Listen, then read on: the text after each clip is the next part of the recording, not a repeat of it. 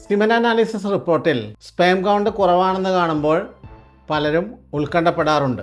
എന്താണ് യഥാർത്ഥത്തിൽ sperm count? ഇതെങ്ങനെ കൃത്യമായി മനസ്സിലാക്കാം?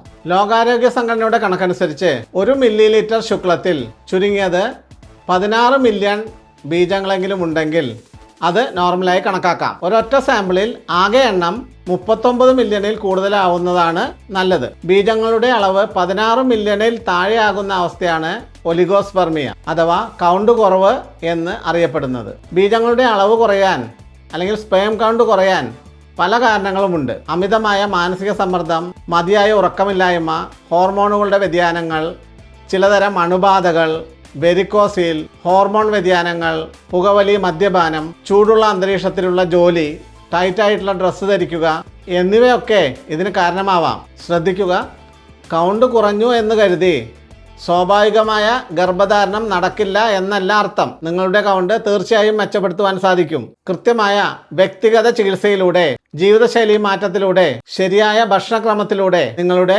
ബീജത്തിന്റെ എണ്ണവും ഗുണനിലവാരവും വർദ്ധിപ്പിക്കാൻ സാധിക്കും. ശരിയായ ചികിത്സ ശരിയായ സമയത്ത്.